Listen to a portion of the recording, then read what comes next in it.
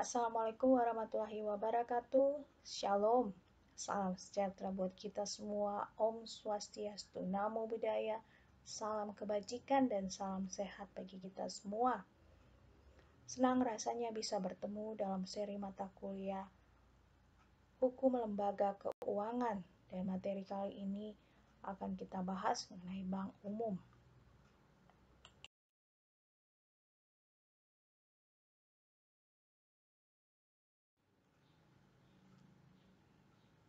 Bank didefinisikan oleh Kuncoro sebagai lembaga keuangan yang menghimpun dana dan menyalurkan kepada masyarakat dalam bentuk kredit serta memberikan jasa-jasa dalam lalu lintas pembayaran dan peredaran uang.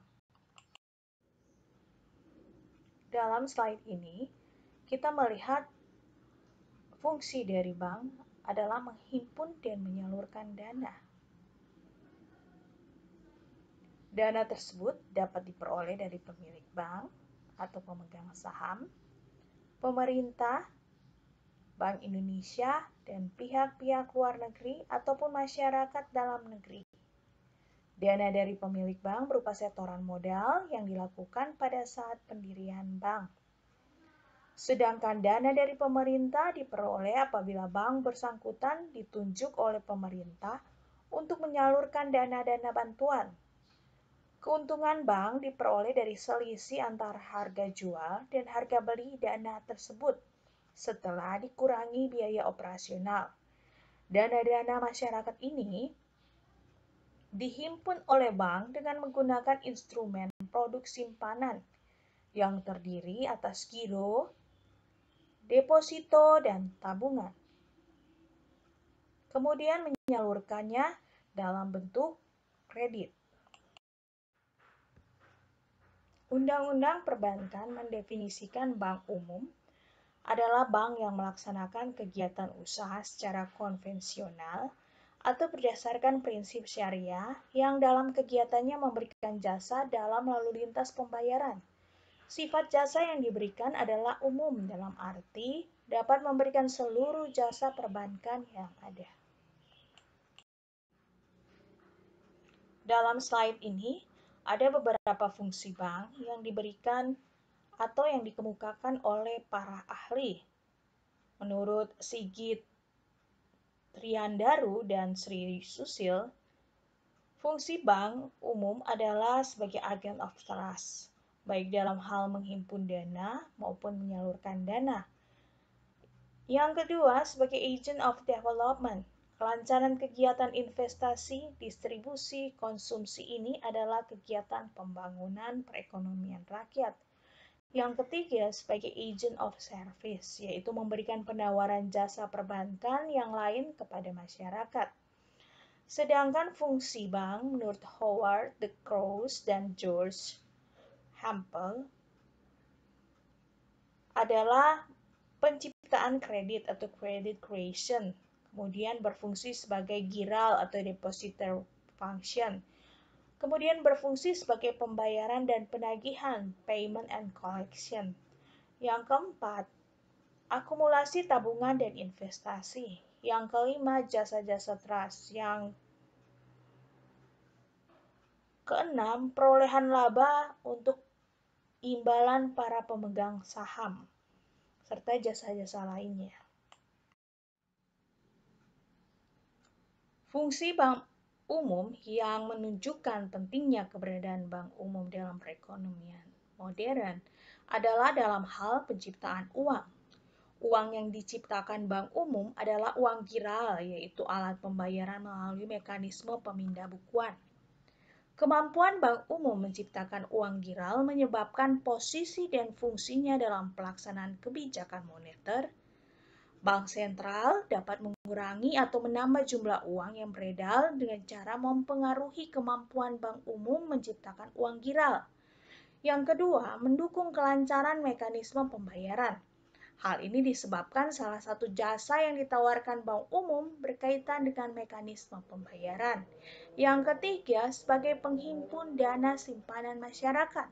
Dana yang paling banyak dihimpun oleh bank umum adalah dana simpanan, Di Indonesia, dana simpanan terdiri atas giro, deposito berjangka, dipersamakan dengan itu, kemampuan Bank Umum menghimpun dana jauh lebih besar dibanding dengan lembaga keuangan lainnya.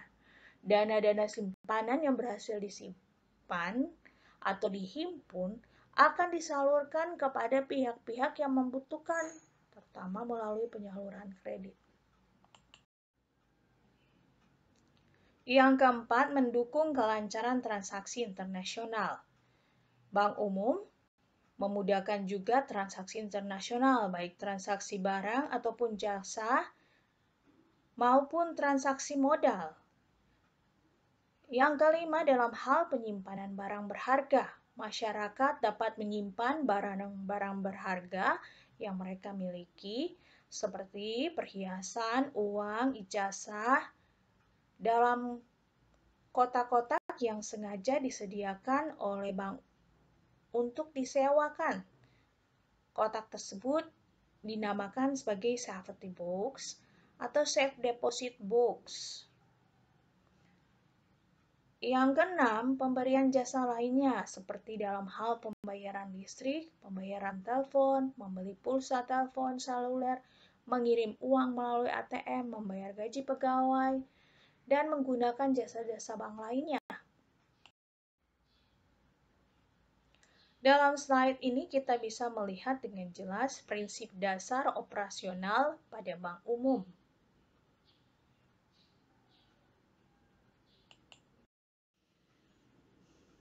Ada beberapa prinsip yang diterapkan dalam sistem perbankan di Indonesia. Yang pertama, prinsip kepercayaan atau yang disebut dengan fiduciary relation principle. Prinsip kepercayaan adalah asas yang melandasi hubungan antara bank dan nasabah bank. Bank berusaha dari dana masyarakat yang disimpan berdasarkan kepercayaan, sehingga setiap bank perlu menjaga kesehatan banknya dengan tetap memelihara dan mempertahankan kepercayaan masyarakat. Prinsip ini diatur dalam pasal 29 ayat 4 dari Undang-Undang Nomor 10 Tahun 1998 tentang perbankan. Yang kedua, prinsip kehati-hatian atau prudential principle. Prinsip kehati-hatian adalah prinsip yang menegaskan bahwa bank dalam menjalankan kegiatan usaha, baik dalam menghimpun dana, terutama dalam penyaluran dana kepada masyarakat, harus sangat berhati-hati.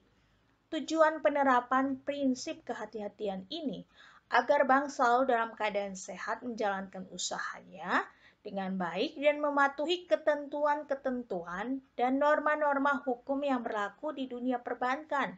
Prinsip ini diatur pada pasal 2 dan pasal 29 ayat 2 dari Undang-Undang Nomor 10 Tahun 1998 tersebut.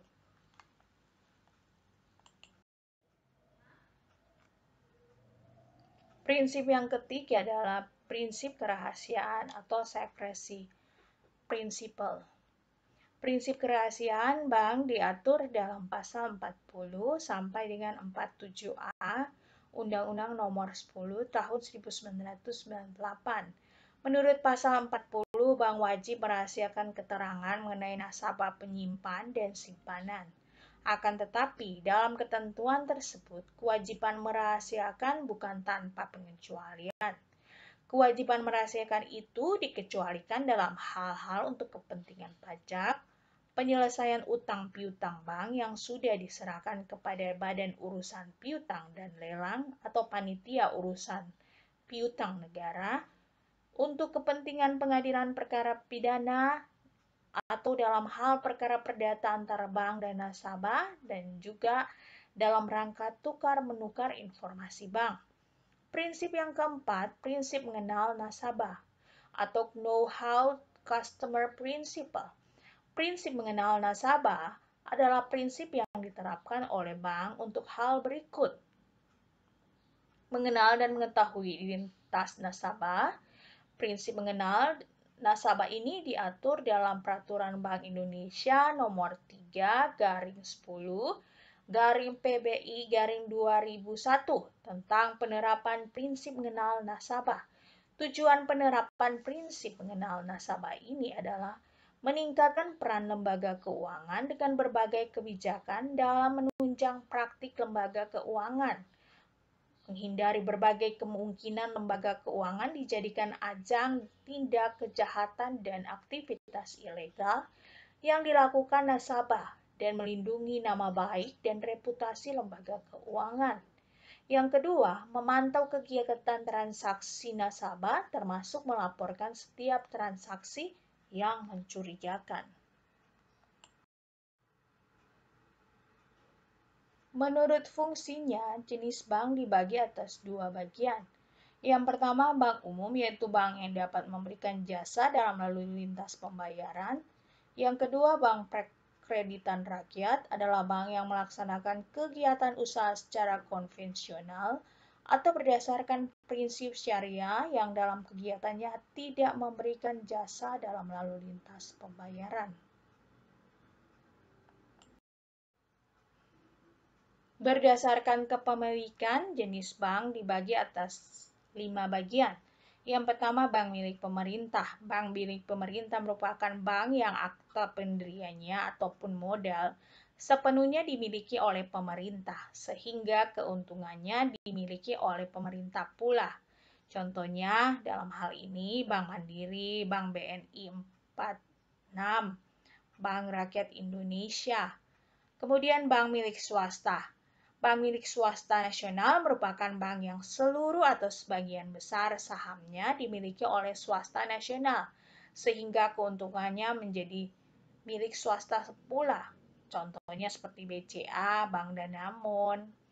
Kemudian yang ketiga, bank milik koperasi. Bank milik koperasi merupakan bank yang kepemilikan saham-sahamnya oleh perusahaan yang berbadan hukum koperasi. Contohnya Bank Umum Koperasi Indonesia atau Bukopin.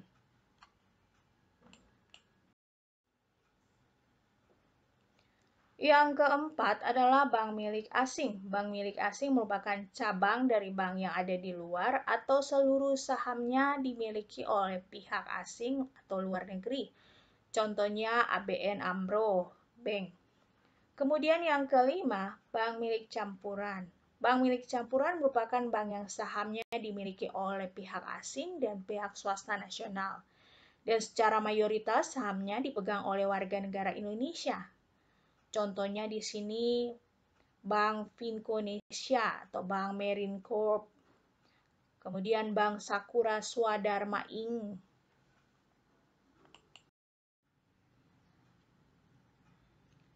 Dilihat dari segi status, jenis bank dibagi dalam dua bagian.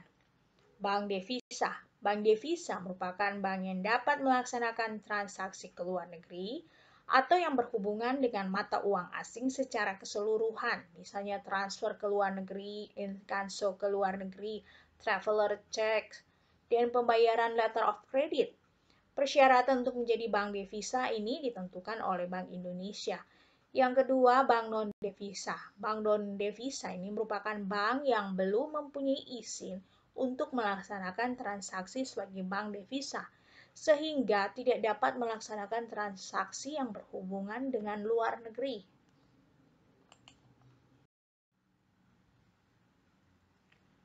Dilihat dari segi cara menentukan harga, jenis bank juga terbagi atas dua. Yang pertama, bank yang berdasarkan prinsip konvensional atau sistem barat. Hampir semua bank yang ada di Indonesia berdasarkan prinsip kerja konvensional. Bank konvensional mendapatkan keuntungan dengan cara menetapkan bunga sebagai harga, baik untuk simpanan seperti giro, tabungan maupun deposito. Harga untuk pinjaman kredit juga ditentukan berdasarkan tingkat suku bunga. Adapun penetapan keuntungan untuk jasa bank lainnya ditetapkan biaya dalam nominal atau persentase tertentu. Yang kedua, bank yang berdasarkan prinsip syariah Islam.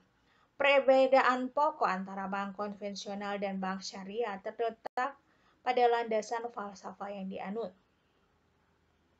Bank syariah tidak melaksanakan sistem bunga, sedangkan bank konvensional menerapkan sistem bunga. Bagi bank syariah, penentuan harga atau pencarian keuntungan didasarkan pada prinsip bagi hasil.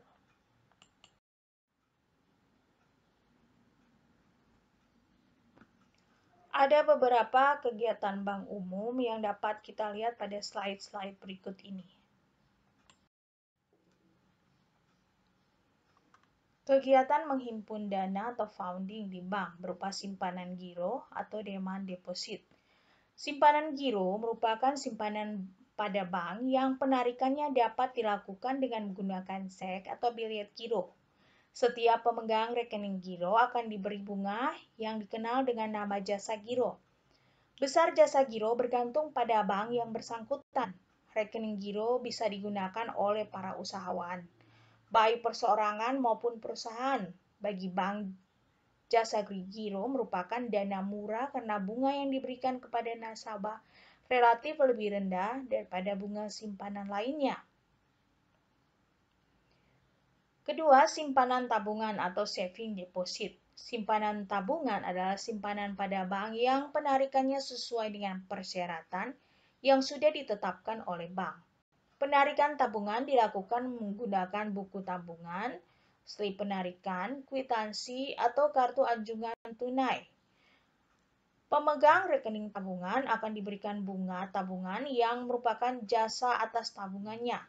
Sama seperti halnya dengan rekening giro, besarnya bunga tabungan bergantung pada bank yang bersangkutan.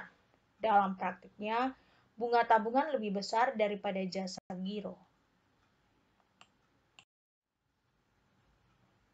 Kegiatan bank umum lainnya adalah menyalurkan dana atau lending berupa kredit investasi, kredit yang diberikan kepada pengusaha yang melakukan investasi atau penanaman modal.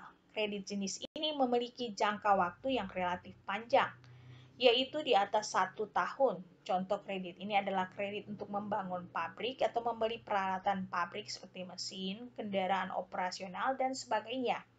Yang kedua, kredit modal kerja. Kredit yang digunakan sebagai modal usaha. Biasanya kredit ini berjangka waktu pendek, yaitu tidak lebih dari 1 tahun. Contoh kredit ini adalah untuk membeli bahan baku, membayar gaji karyawan, dan modal kerja lainnya. Yang ketiga, kredit perdagangan. Kredit yang diberikan kepada para pedagang dalam rangka memperlancar atau memperluas atau memperbesar kegiatan perdagangannya. Contoh kredit ini adalah kredit untuk membeli barang dagangan yang diberikan kepada para supplier atau agennya. Yang keempat, kredit produktif. Kredit yang dapat berupa investasi, modal kerja, atau perdagangan. Kredit ini diberikan untuk diusahakan kembali sehingga pengembalian kredit ini diambil dari hasil usaha yang dibiayai. Yang kelima, kredit konsumtif. Kredit yang digunakan untuk keperluan pribadi, misalnya keperluan konsumsi, baik pangan, sandang, maupun papan. Contoh kredit ini adalah kredit perumahan, kredit kendaraan bermotor untuk digunakan sendiri. Yang keenam adalah kredit profesi. Kredit yang diberikan kepada para kalangan profesional seperti dosen, dokter, atau pengacara.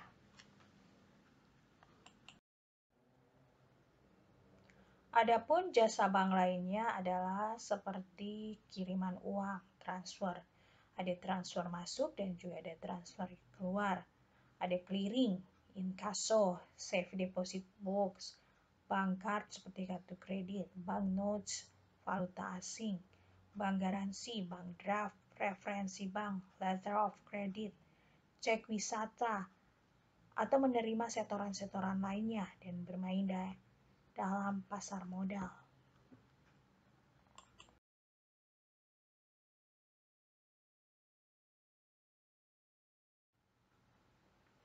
Bank yang sehat adalah bank yang dapat menjalankan fungsinya dengan baik, yaitu menjaga dan memelihara kepercayaan masyarakat, menjalankan fungsi intermediasi, membantu kelancaran lalu lintas pembayaran, serta dapat digunakan oleh pemerintah dalam melaksanakan berbagai kebijaksanaan, terutama kebijakan moneter. Untuk menjalankan fungsi dengan baik, bank harus mempunyai modal yang cukup, menjaga kualitas asetnya dengan baik, mengelola dengan baik, dan mengoperasikan berdasarkan prinsip kehati-hatian, menghasilkan keuntungan yang cukup untuk mempertahankan kelangsungan usahanya, serta memelihara likuiditasnya sehingga dapat memenuhi kewajibannya setiap saat. Selain itu, bank harus memenuhi berbagai ketentuan dan aturan yang telah ditetapkan, pada dasarnya berupa ketentuan yang mengacu pada prinsip kehati-hatian dalam bidang perbankan. Penilaian tingkat kesehatan bank seiring dengan penerapan risk-based supervision, penilaian tingkat kesehatan juga memerlukan penyempurnaan. Saat ini, Bank Indonesia sedang mempersiapkan penyempurnaan sistem penilaian bank yang baru, yang memperhitungkan sensitivity to market risk atau risiko pasar. Dengan demikian, faktor-faktor yang mempengaruhi dan diperhitungkan dalam sistem baru ini adalah kapital atau permodalan, aset quality atau kualitas aset, manajemen atau manajemen, earning atau rentabilitas, dan yang kelima, liquidity atau likuiditas. Faktor tersebut merupakan faktor yang menentukan kondisi suatu bank. Apabila suatu bank mengalami permasalahan pada salah satu faktor tersebut, apalagi apabila mengalami permasalahan yang menyangkut lebih dari satu faktor tersebut, bank tersebut akan mengalami kesulitan. Meskipun secara umum faktor CAMEL relevan dipergunakan untuk semua bank, bobot tiap-tiap faktor akan berbeda untuk tiap-tiap jenis bank. Dengan dasar ini, penggunaan faktor CAMEL dalam penilaian tingkat kesehatan dibedakan antara bank umum dan BPR. Perbedaan penilaian tingkat kesehatan antara bank umum dan BPR terletak pada bobot setiap faktor CAMEL. Pelaksanaan penilaian selanjutnya dilakukan tanpa ada perbedaan antara bank umum dan BPR. Oleh karena itu, dalam uraian berikut yang dimaksud dengan penilaian bank adalah penilaian bank umum dan BPR. Penilaian atas tingkat kesehatan bank pada dasarnya dilakukan dengan pendekatan kualitatif atas berbagai faktor yang mempengaruhi terhadap kondisi dan perkembangan suatu bank. Pendekatan tersebut dilakukan dengan menilai faktor-faktor permodalan, kualitas aktiva produktif, manajemen, rentabilitas, dan likuiditas. Pada tahap awal, penilaian tingkat kesehatan satu bank dilakukan dengan menggunakan kuantifikasi atas komponen dari tiap-tiap faktor tersebut. Faktor dan komponen tersebut selanjutnya diberi bobot sesuai dengan besarnya pengaruh terhadap kesehatan bank. Selanjutnya, penilaian faktor dan komponen dilakukan dengan sistem kredit yang dinyatakan dalam nilai kredit antara 0 sampai 100. Hasil penilaian atas dasar bobot dan nilai kredit selanjutnya dikurangi dengan nilai kredit atas pelaksanaan ketentuan-ketentuan lain yang sanksinya dikaitkan dengan tingkat kesehatan bank. Berdasarkan kuantifikasi atas komponen sebagaimana diuraikan sebelumnya, langkah-langkah selanjutnya adalah mengevaluasi lagi dengan memperhatikan informasi dan aspek-aspek lain yang secara material dapat berpengaruh terhadap perkembangan tiap-tiap faktor ini. Dan pada akhirnya diperoleh suatu angka yang dapat menentukan predikat tingkat kesehatan bank, yaitu sehat, cukup sehat, kurang sehat, dan tidak sehat.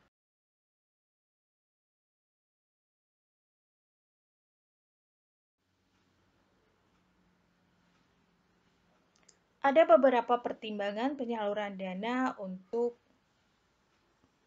pemberian kredit. Yang pertama, mengenai perizinan dan legalitas. Bentuk-bentuk perizinan dan legalitas yang harus dipenuhi debitur sangat bervariasi, bergantung pada bidang kegiatan atau usaha nasabah, antara lain misalnya izin mendirikan bangunan, angka pengenal eksportir terbatas, surat izin tempat usaha, surat izin usaha jasa konstruksi, tanda daftar perusahaan atau sertifikat hak milik, dan sebagainya.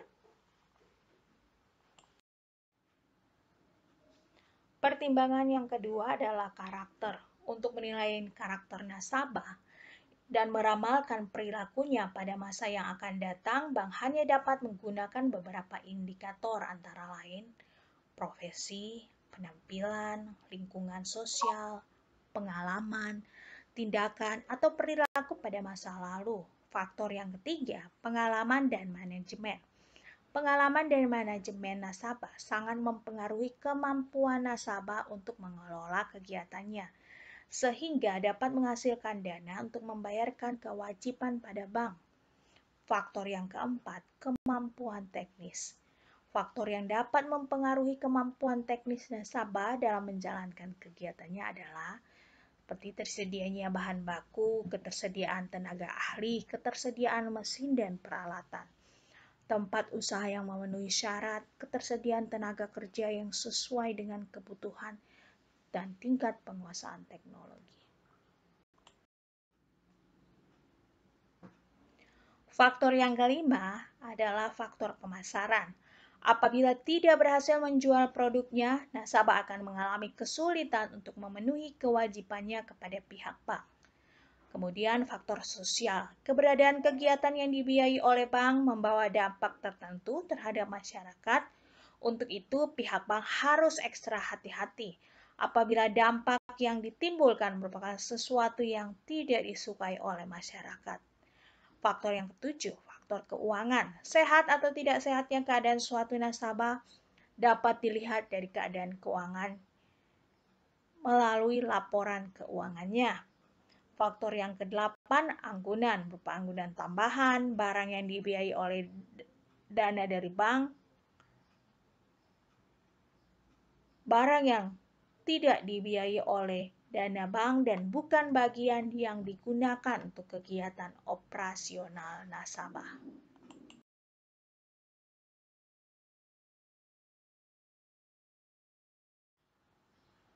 Demikianlah materi kita mengenai bank umum.